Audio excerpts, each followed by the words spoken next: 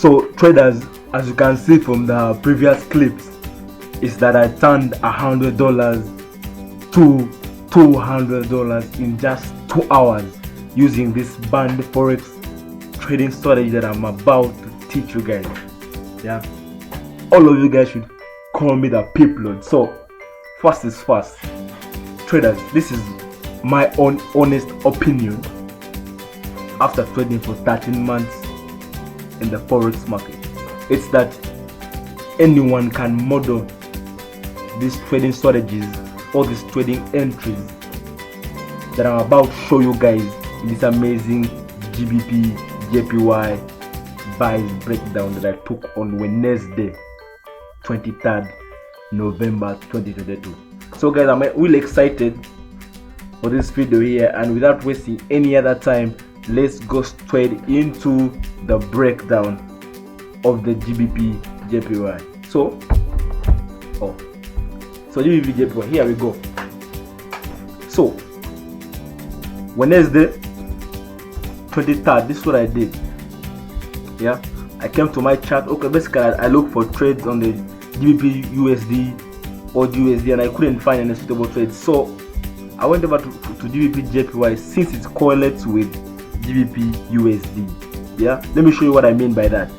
The GBP USD was going up, yeah, and I was holding in these buys here since Monday, so I didn't want to enter any more trades since I was already stuck in this one. So what I did is I came to my Gbpjpy, yeah, I saw this small minor uptrend here. Keep in mind that the overall trend here is kind of the downside because price is making lower lows and lower high and lower low and lower high, but this minor uptrend here is the upside. That's why you should understand price action and map this for your own self. So first is first, I draw my trend line, the dynamic support trend line, then I drew my dynamic resistance trend line. After that, I also drew this. I call this a horizontal red line. I drew it from the wick of the previous lower high, yeah, because that's the most important key level in a downtrend, as I always say in my previous videos. So what I did, price was here. Let me magnify this. Let me magnify this for you guys. Yeah, that's too wide, that's too wide, that's too wide. So this is what I did. Yeah, since price was here, let me get this. This price was here. As you can see, price was here. I was like, we are going to take this buys here because this minor uptrend was to the upside. Yeah, we are going to take this buy, but our profit taking level is the previous lower high of a downtrend. So you have taken care of that. Make sure you write that down. Profit taking level is your previous key level. Then this is where the magic happened. Yeah, so I noticed that price was consolidating around here. Price was consolidating around there, right?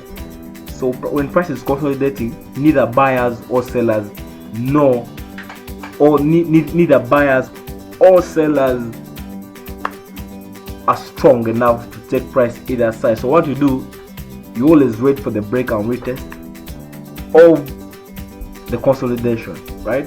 So price was right here, and this was about I think 11 a.m. Uganda time. That's London, that's 1 hour past London open. This is 1 hour past London open. So what I did is that I went down to the 1 hour time frame because I did identify the trend on the 4 hour time frame going up, and I then identified the behavior and current momentum on the 4 hour time frame, which was up. Yeah, the current and the previous candle was to the upside. That's what I mean by momentum and behavior. So I came here, as you can see, price was consolidating. Yeah, one tap, two tap, one tap, and kind of a two tap, but this is still a consolidation. As you can see, anyone can see that it's a consolidation. So what gave me confidence to enter this trade is that this trade right here is that price was in an uptrend. Then on the 4 hour, the current and previous candle was to the upside. Then you have the consolidation. So what's the likelihood of price breaking out to the upside? The likelihood of price breaking out to the upside is almost 80%, because the trend is the upside, structure is the upside, the momentum is the upside on the 4 hour time frame. Yeah. Then for the consolidation, we just expect price to break out to the upside. That's the number one confluence, guys. Yeah. Hope you guys are taking note. So after this consolidation here, I noticed that price is overbuilding up to this key level here. You see, price came back here twice, yeah, from the double top. Basically, if this price wanted to go down from here, it would have just rushed. But look at what happened. Consolidation. And after this consolidation here, this small consolidation, look at what happened. Price broke out to that consolidation. Let me show you what I mean.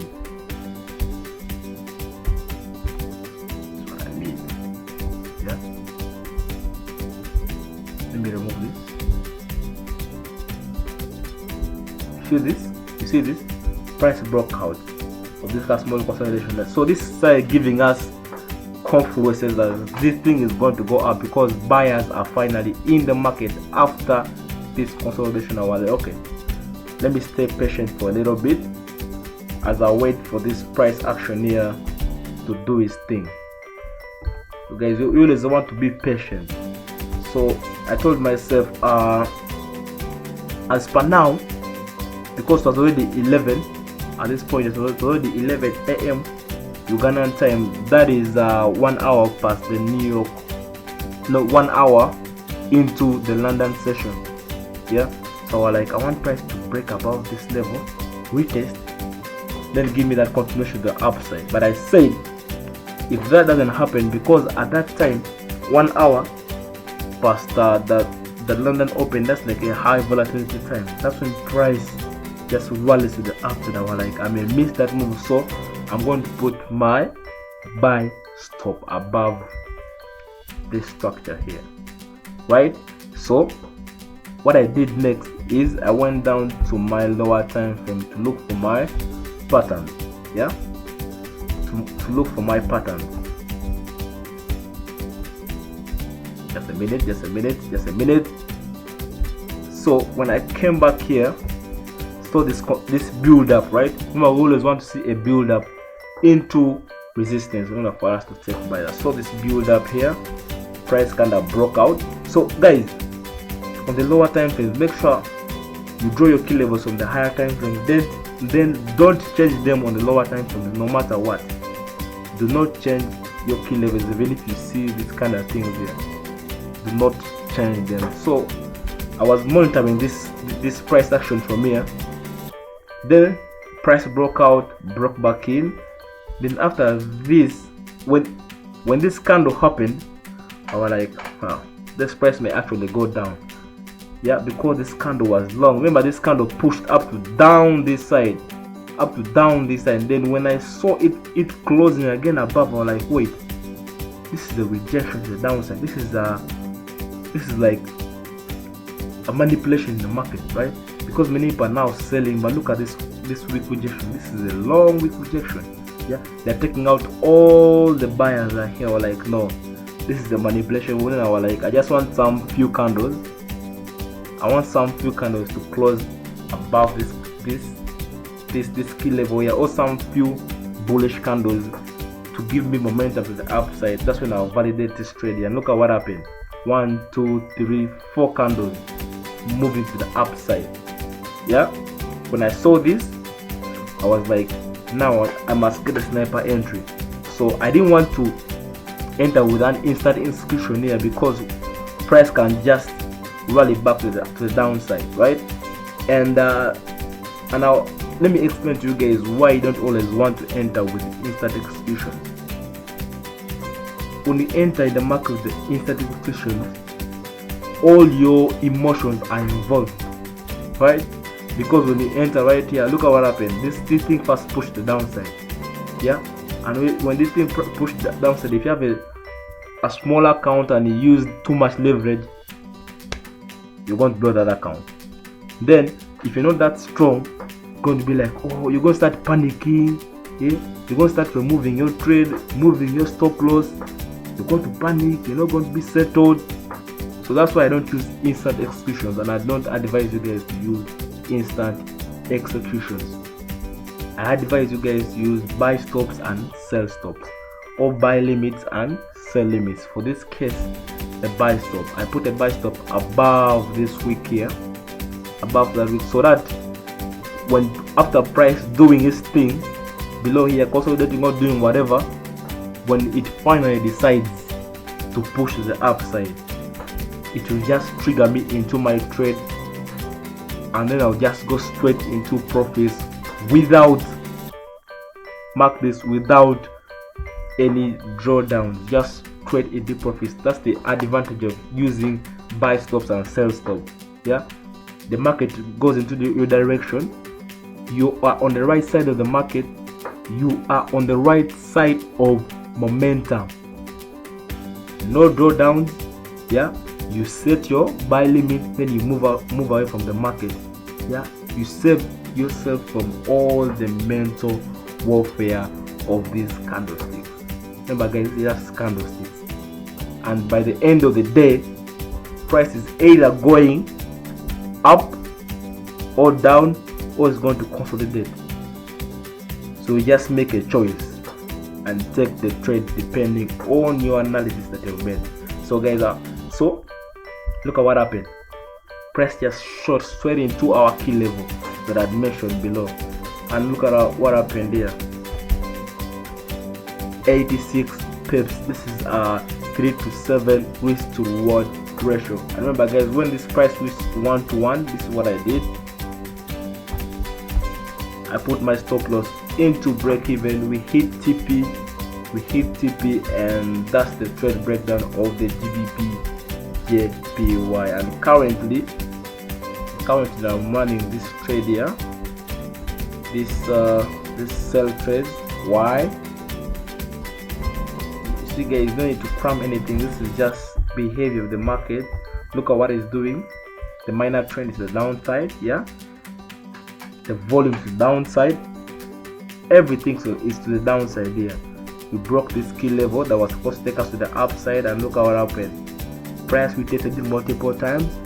Price attempted to close bullish, it failed. I put in my trade, and look how this trade is going. We have so far surpassed 1 to 1 risk to reward ratio. We put this into break even. So when this price here comes back and takes her out, we don't lose anything. We do not lose anything.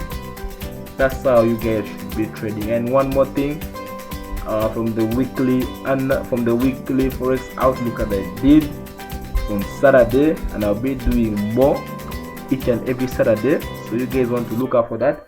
Let me show you guys the results of that weekly analysis.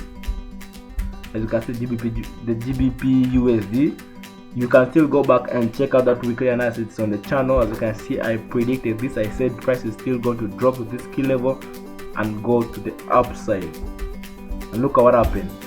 Look at what happened, baby. Look at what happened. Let's check the next. Let's check odd USD. Look at what happened in here. Look at what happened. I predicted this. You can still go back and check on that weekly analysis. I understand what I'm talking about. I said price will drop to this demand zone here, then it will rally to the upside. Look at what is happening. Let's check the USD CAD. USD CAD. Look at what is happening. We took these trades yesterday here at the beginning of the week, and look at what's happening here. Look at it. I told you guys that price will go and touch this key level here. Look at what happened. It barely touched it, but you get the point, right? You get the point. All these pips, if you call this 156 pips, guys. This is enough for the week. Yeah, and we are waiting for this price move to either finish or break below and retest, so that we take those buy sell. So guys, thank you guys for your attention, and I hope I catch you guys in the next video. And if you've come this far and you've learned a lot, make sure you reward me with a sub and a comment down below your thoughts, because that actually helps me to know what you guys think about this content and what you guys want to watch next. So guys, have a blessed week, and God bless. That's all I have for you guys. Thank you guys for your attention.